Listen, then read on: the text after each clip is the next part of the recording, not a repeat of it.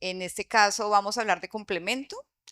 Em, Tengo el conflicto de interés que estoy patrocinada por AstraZeneca, pero nada de lo que les diga aquí es mentira ni está sesgado por ese motivo. Y estos son mis otros, en ocasiones, patrocinadores. Entonces, tres conceptos claros para dejar en esta charla. El primero, el concepto de microangiopatía trombótica y cómo debemos fragmentar hoy en día nuestra cabeza para no pensar que existe el síndrome hemolítico urémico, sino que el síndrome hemolítico urémico es una partecita chiquitica de todo un espectro de enfermedades que antes estaban en cajitas diferentes y que hoy en día sabemos que son alteraciones del complemento y que tenemos que pensarlas como una sola.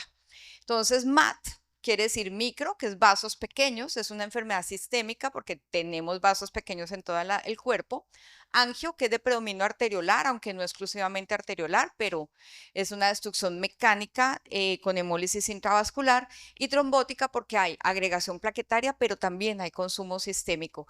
Y esos son fenómenos isquémicos sistémicos que se relacionan con una activación de la cascada del complemento por lo general. Y este es el cambio en el concepto. Esta diapositiva la he mostrado en varias oportunidades, pero es para ver cómo enfermedades como el síndrome de HELP o como enfermedades como la hipertensión arterial maligna caben dentro de este saco que tenemos que pensar ahora que se trata de lo que se trata la microangiopatía trombótica y no como 17 enfermedades diferentes. Y todas tienen que ver con el complemento y seguramente van a aparecer más. En otro espacio hablamos de como enfermedades como la glomerulonefritis membranoproliferativa o como la glomerulonefritis por C3 o incluso la membranosa son mediadas por complemento. Entonces es muy posible que en 5 o en 10 años realmente estemos hablando de todo, de muchos aspectos de una sola activación de inflamatoria como es el complemento. Entonces tenemos aquí la microangiopatía trombótica y nuestro actor de hoy, que es el síndrome hemolítico urémico, y una prima que es la púrpura trombocitopénica trombótica, que cuando estamos en la UCI siempre nos preguntamos, ¿será que esto es un SHU o será que esto es una PTT? Y siempre nos causa la misma confusión y quiero decirles que en 25 años yo no he visto una PTT en niños, ¿sí? Pero uno siempre se tiene que hacer la pregunta. Las variables clínicas que le dicen a uno que va más hacia una PTT no sirven, que la PTT dé más trombocitopenia, que la PTT da más compromiso neurológico. Yo he visto SHUs con trombocitopenas profundas y he visto SHUs con compromiso neurológico más que renal y no eran PTTs. Entonces, esas variables clínicas a uno realmente no lo ayudan mucho, pero bueno, vamos a volvernos a todas las que son amarillitas. El SHU está el típico, que afortunadamente pues es la mayoría, que es el 90%, que está asociado, como ustedes lo saben, es una toxina alojada en alimentos, y también el neumococo, que es típico, que a veces decimos, es que es un atípico porque es neumococo. No, el atípico, el posinfeccioso, ya sea intestinal o neumológico, es típico.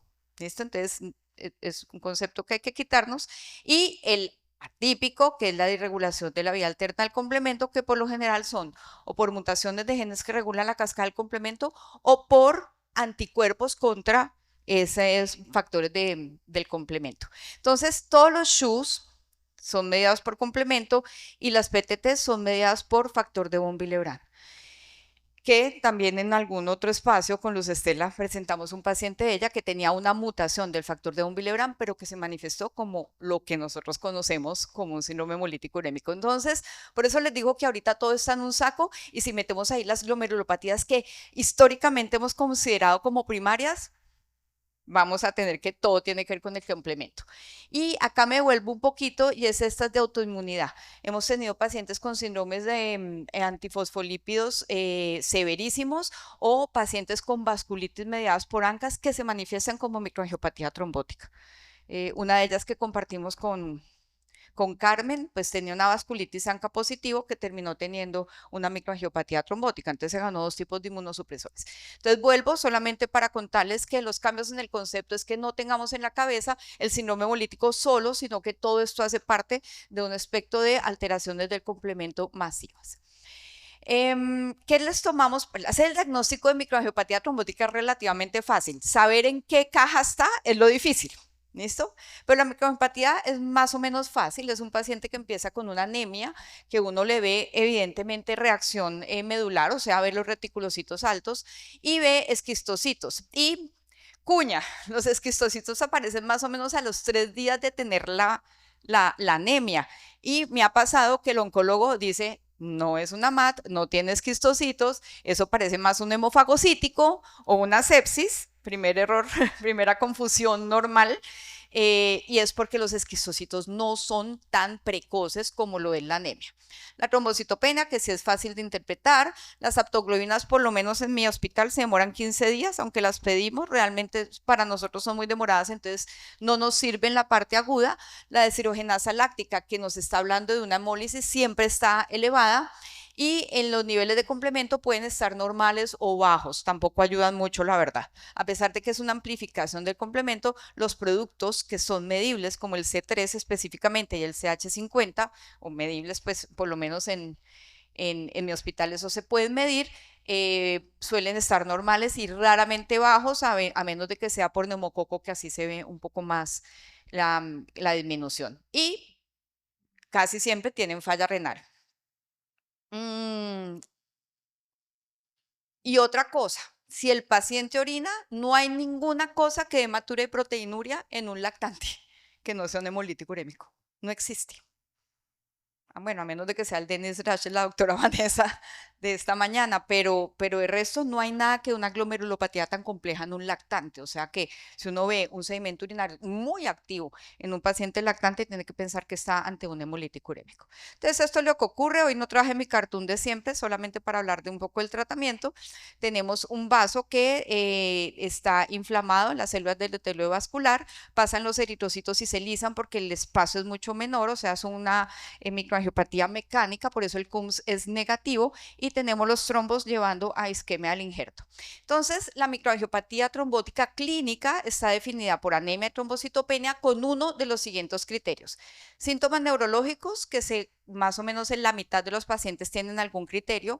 La injuria renal aguda, que es más del 50, yo diría que el 90, aunque afortunadamente muy poquitos no hacen lesión renal. A mí el único que no me ha hecho lesión renal era el hijo del mastólogo, el hijo del mastólogo del hospital, afortunadamente, porque colega, alguien importante del hospital y con un hemolítico urémico, y ese fue el único que no me elevó la creatinina, pero como les digo, con un sedimento urinario que no tenía otra forma de ser explicado.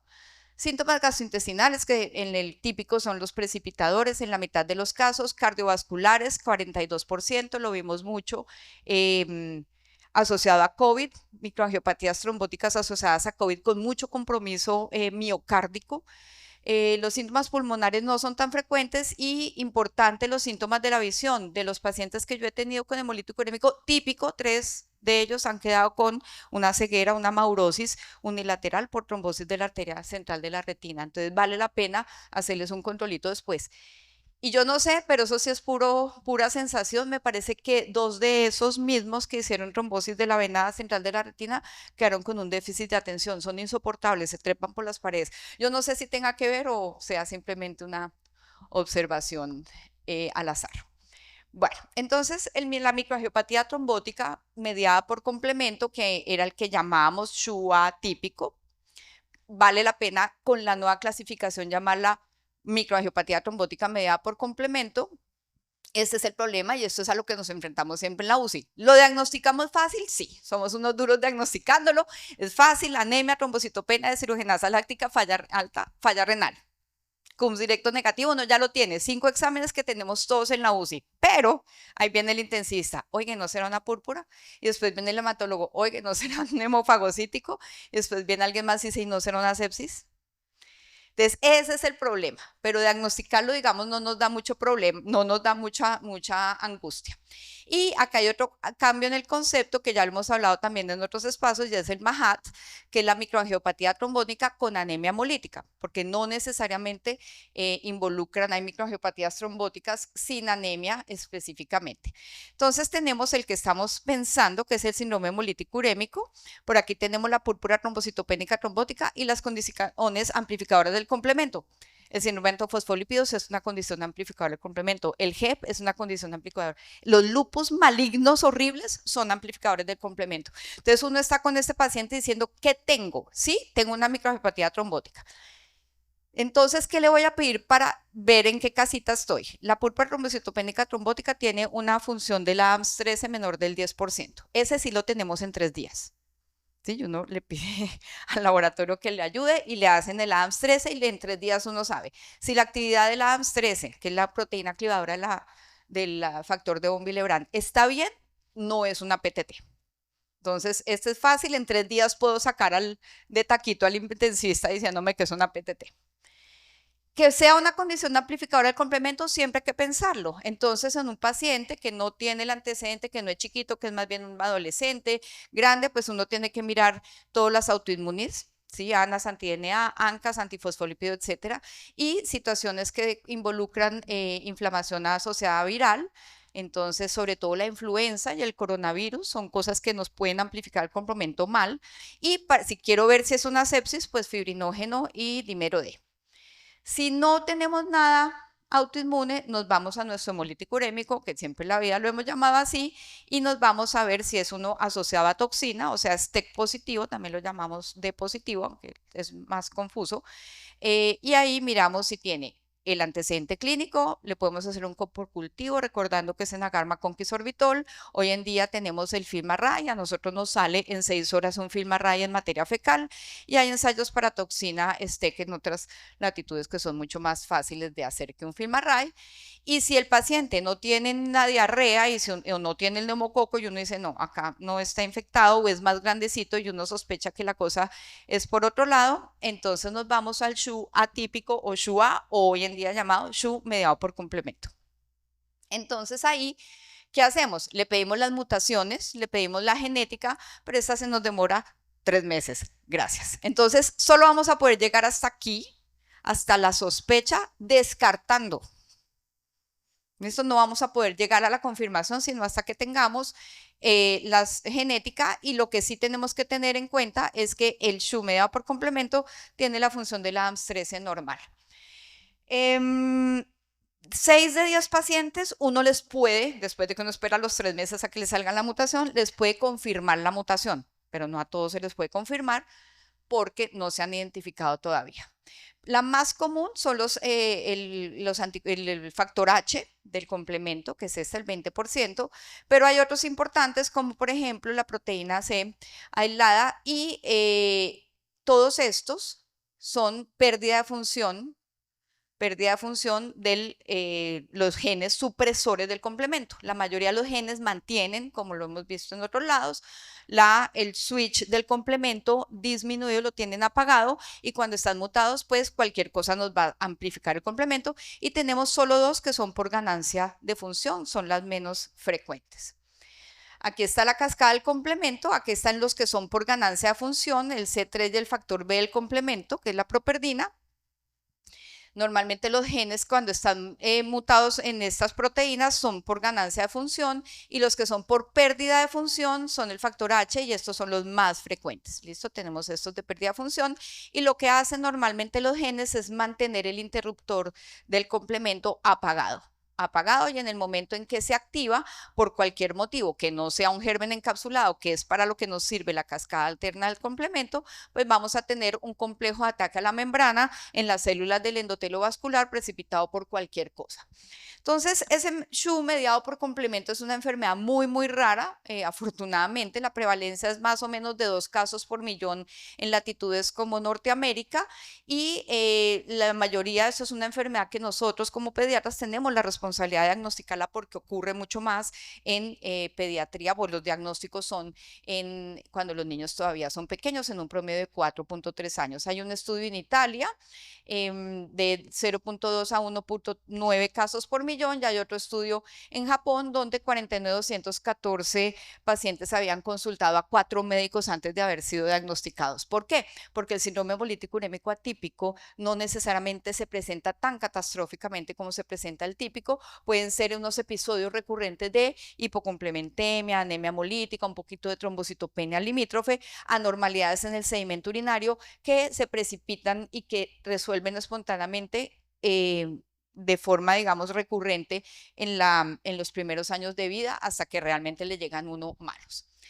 ¿Qué pasa con los pacientes que tienen esta situación? Que van empeorando poco a poco la función renal y lo que uno ve es que en un seguimiento de 12 meses hasta 25 meses declina rápidamente la tasa de filtración glomerular. Estos son con los pacientes con la mutación más conocida, que es la mutación del factor H, y más o menos en el lapso de un año la mayoría necesitan diálisis, 75%, o tienen un daño renal permanente, o sea, no es chévere. Y esto empieza, digamos, de forma recurrente hasta que rápidamente estos pacientes quedan con esta situación.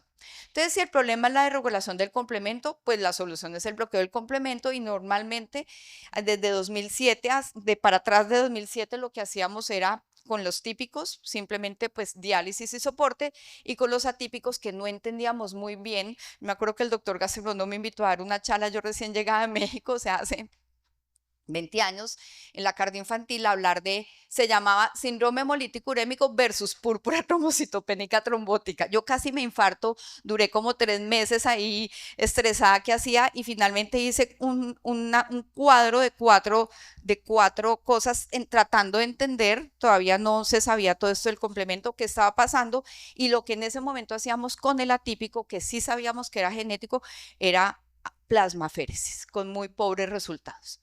Entonces, hoy tenemos la posibilidad de bloquear la vía del complemento. Tenemos aquí toda la cascada alterna que termina en un C3, un C3b, se convierte en C5, C5a, y lo que hacen los bloqueadores de complemento es escindir la molécula para que no se forme el complejo de ataque a la membrana, que finalmente es como un destornillador que perfora la célula del endotelio vascular, creando pues toda esa reacción inflamatoria, que aquí la vemos bien, saliendo el factor de von Willebrand de forma masiva al torrente sanguíneo y creando la agregación plaquetaria. Tenemos el eculizumab, eso es lo que conocemos y la intención de esta charla es contarles que ya vino el primo mayor, que es el ravulizumab. Con el eculizumab nos ha ido bien, esa es la experiencia, inhibe el complejo terminal de la cascada alterna, tiene una función renal mejorada en menos de 7 días, tiene excelentes desenlaces en anemia y en función renal a 2 años y pues cuando se ha interrumpido el tratamiento con bloqueadores del complemento los pacientes recaen, o sea que se sabe que sí hay que mantener la cascada apagadita. Entonces, ¿cuál es la diferencia entre los dos primos? Lo que se hizo fue sustituir 2 aminoácidos para mejorar la afinidad al receptor y permitir un reciclaje intracelular que hace que es la misma molécula, pero el RAU dura actuando mucho más tiempo y eso hace que se tengan que utilizar menos dosis, mejorando la calidad del paciente. Entonces vamos a ver dosis. Si es verdad que funciona, si es verdad que mejora la calidad y qué tan caro sale. ¿Listo? Porque obviamente entre más nueva sea una molécula, más costosa es. Entonces tiene una mayor duración de la inhibición porque tiene una vida media mucho más larga, que es 4 veces 51 días más largo. Y lo que se hizo fue cambiar, aumentando la disposición del fármaco mediada en la diana y el diseño fue modificar una histidina para que el endosoma en un medio ácido, ya les voy a mostrar, perdurara mucho más con la inhibición. Entonces, aquí tenemos el eculizumab, que es la molécula que ya conocemos, cómo entra a la célula endotelial, se une al receptor y finalmente se degrada. Eso se destruye, el lisosoma destruye el eculizumab y el C5 y ahí para. Pero el ravulizumab entra a la célula, llega al endosoma tempranamente y empieza a reciclarse. Eso sí pues está favorecido por un pH intracelular ácido, empieza a reciclarse. Entonces esta parte se degrada, pero otra parte vuelve y se recicla. Eso es la ravulizumab, vuelve y sale otra vez al torrente sanguíneo y empieza a replicar el ciclo. Entonces si hay una parte que se destruye, como ocurre aquí, pero hay otra parte que se recluye y esto finalmente termina en un régimen de mantenimiento mucho más conveniente para el paciente, que está entre 4 a 8 semanas en vez de 2 a 3 semanas que tenemos para el eculizumab. Y en todo lo que se ha hecho para saber cómo les va a los pacientes con ravulizumab hay 3 estudios. El primero en adultos, que fue con lo que lo aprobaron, el segundo con niños de novo y el tercero con niños que se switchearon de eculizumab a ravulizumab, y esos son los 3 que les muestro aquí. En esta diapositiva están los 3 resúmenes. El primero, acá están, el estudio 311 con 58 adultos que no habían recibido nunca un inhibidor de complemento, se les puso a 56 ravulizumab y se les siguió durante 4 años. Y aquí tenemos los dos en niños, 21 niños con que 18 recibieron tratamiento, vírgenes de todo inhibición de complemento, y 10 niños que venían en eculizumab, que venían estables y que se switcharon a ravulizumab y que se subieron durante 4 o 5 años. Los endpoints básicamente son creatinina, plaquetas y hemograma. Estos son los 3 resúmenes, da para los últimos 5 minutos. Este es el de adultos, 56 pacientes con un diagnóstico de MAT, microangiopatía trombótica, plaquetas disminuidas, aumento de la creatinina, aumento de la deshidrogenasa láctica. Eso siempre lo diagnosticamos, nos queda fácil. Se les empezó ravulizumab día 1, día 15, día 71 y día 127, esos son más o menos 6 meses, y lo que se vio es que a partir del día 15 los pacientes empiezan a normalizar sus parámetros hematológicos, y en este estudio se vio un perfil de seguridad excelente, sin ningún efecto adverso y sin infección meningocócica, que es lo que a uno siempre lo estresa, ¿no? De que los pacientes se le vayan a salvar del hemolítico urémico, pero se mueran de una meningococcemia. Entonces,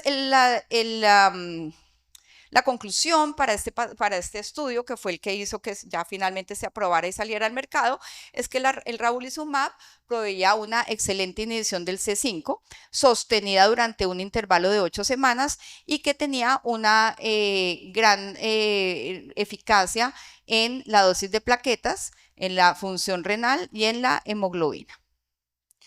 Después entonces salió este que es el de niños que no habían recibido inhibición del complemento, fueron 18 pacienticos, se les puso día 1, empezó la dosis de mantenimiento día 15, y si el niño es menor de 20 kilos, y eso lo tenemos que tener en la cabeza, si es menor de 20 kilos necesita dosis más frecuentes. ¿Listo? Si es menor de 20 kilos se pone cada 4 semanas, y si es mayor de 20 kilos se pone cada 8 semanas. Esa es la diferencia para nosotros los pediatras. Los de adultos sí lo ponen cada 8 semanas, punto. Y lo que se vio en estos niños que no habían tenido nunca inhibición del complemento es una rápida mejoría de hemoglobina, plaquetas y creatinina, y que se pudieron sacar el 100% de los pacientes de su diálisis en la semana 50 sin efectos adversos y sin muertes por meningococo. Entonces, que eran pacientes naivos, venían sin ninguna inhibición, hizo que se aprobara en niños, y eso ocurrió en el 2021.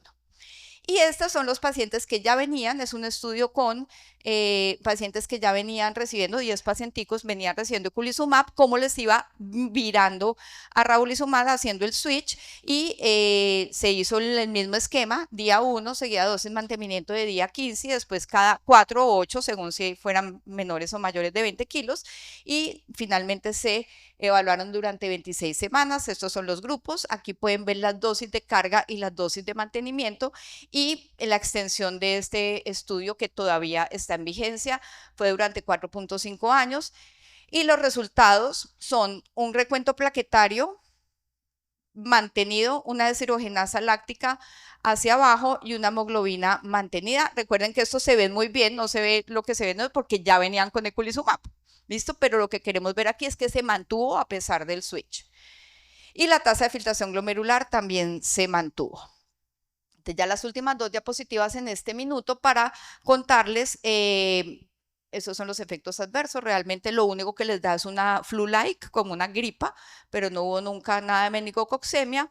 Y eso es para contarles un poco cómo me cuesta a mí, cómo vamos a defender ante una EPS usar un RAU versus un ECU.